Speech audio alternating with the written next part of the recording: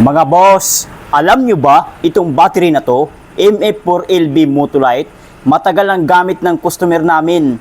Iniwan na niya kasi bumili na ng bago, si model din. So naisip ko, subukan ko i-charge at i-review kung buhay pa ba. At guess what? After 4 months na nakatambak, malakas pa rin ang voltage. Tara, pag-usapan natin yan.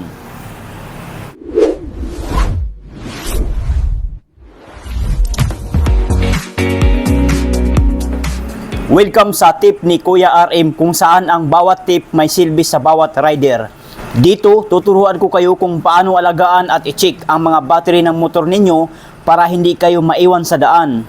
Ang battery na ito ay MF4LB, isang maintenance free type. Ibig sabihin, hindi mo na kailangan dagdagan ng tubig o electrolyte kasi ready to use na ito. Matibay talaga ang Motolite pagdating sa motorcycle batteries, lalo na kung maayos ang charging system ng motor at hindi madalas i-drain.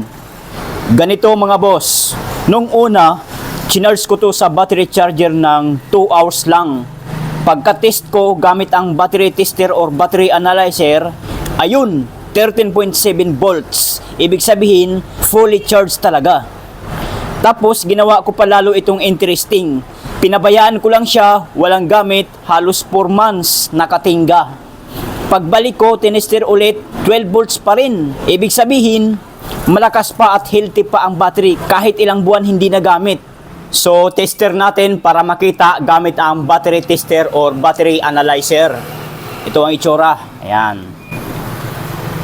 So, kakapit natin dito sa negative. Ayan.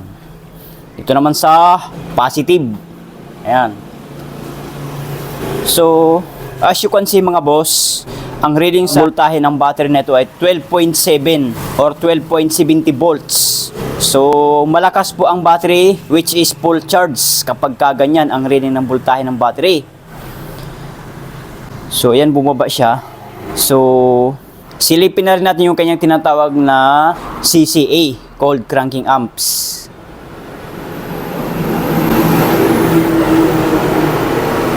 Battery test, regular flooded, CCA, 75 ampere, babaan natin. Masyadong mataas, kahit 40 ampere. Ayan, testing na natin.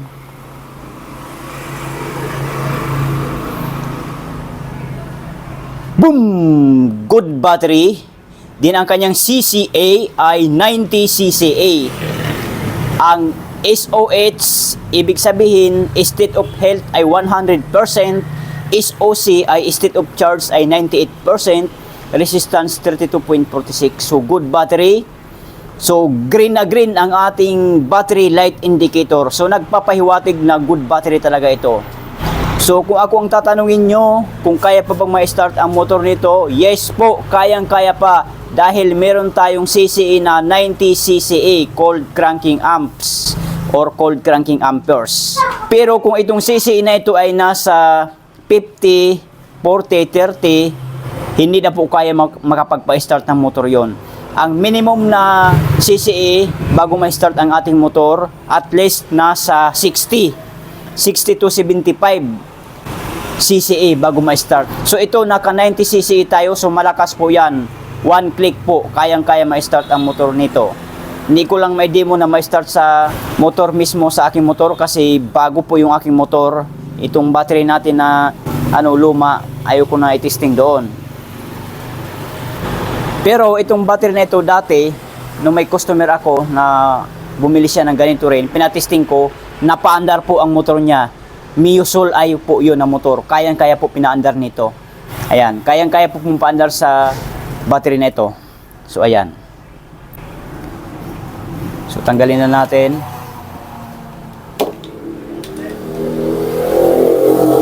Para sa mga di pa nakakaalam mga boss, kapag nasa 12.6 to 12.8 volts, ibig sabihin full charge ang battery mo. Kapag bumaba ng 12.3 volts, semi-discharge na yan. At kapag 12 volts pababa, mahina na, hirap na mag-start ang motor. Kaya itong 12.7 or 12.6 volts reading after 4 months, solid proof na matibay at reliable ang MF4LB Motolite. Kung ako ang tatanungin, Sulit talaga ang Motolite MF4LB. Imagine, gamit na ng customer ng matagal. Iniwan sa akin pero hanggang ngayon buhay pa. Hindi rin agad bumababa ang charge. Kahit matagal nakatingga, ibig sabihin quality talaga ang plates at build nito.